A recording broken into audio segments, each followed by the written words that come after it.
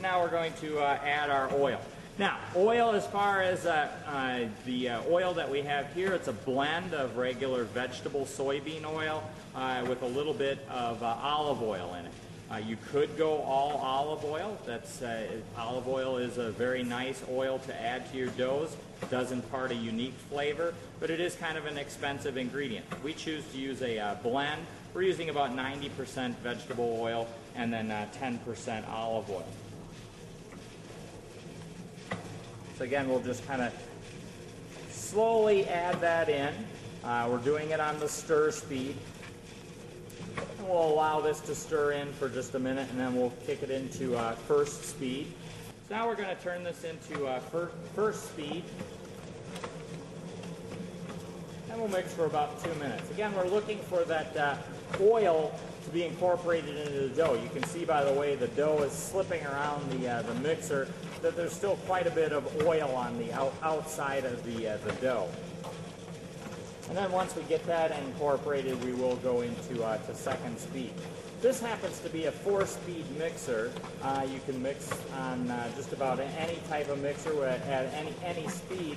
Obviously, the slower the mixing action, the longer it's going to take to mix your dough up.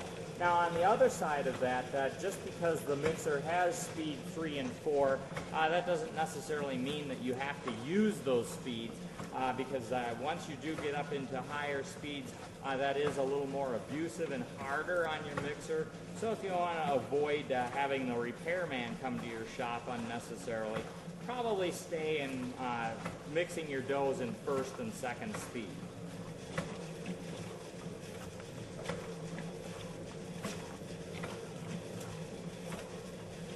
I'm going to now switch this into second speed, and I'm going to we're going to purposely undermix this dough a little bit.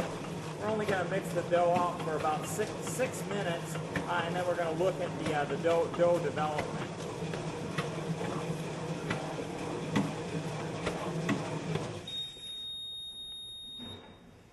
Here we are, we're 6 minutes into the mixing stage, and if you just look at the dough on the outside here, you can see that it still has a rather rough appearance to it.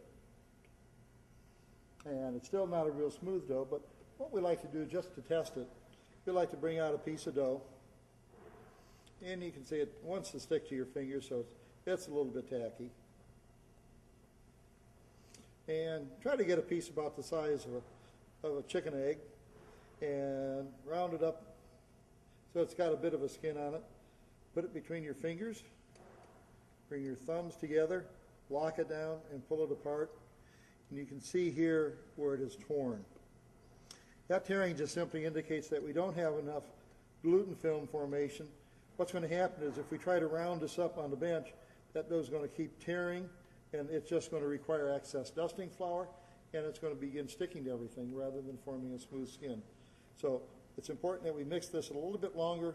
It will make it easier for us to work with on the bench when we start dividing it, cutting it and scaling. So we're going to reset the time on this here. We've got 6 minutes. So we're going to give it another 4 minutes in second speed.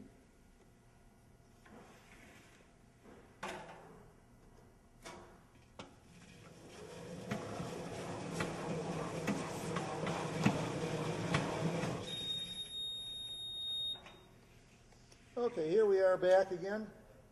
We're at 10 minutes total mixing time. And when we look at the dough, it's a little bit smoother, a little bit clearer in color. We're going to go ahead and grab a piece of it. And if you notice now, it's not sticking to my hands nearly as much as it was before. So what I'm going to do now, again, is form it back up into a ball. Again, a piece of the size of a hen's egg. Bring my fingers together, pull it apart. There's just a little bit of tearing here, nothing over here at all. We've got a little bit here. We'll give this another 2 minutes of mixing time, and we'll see what this looks like. So we're getting very, very close now.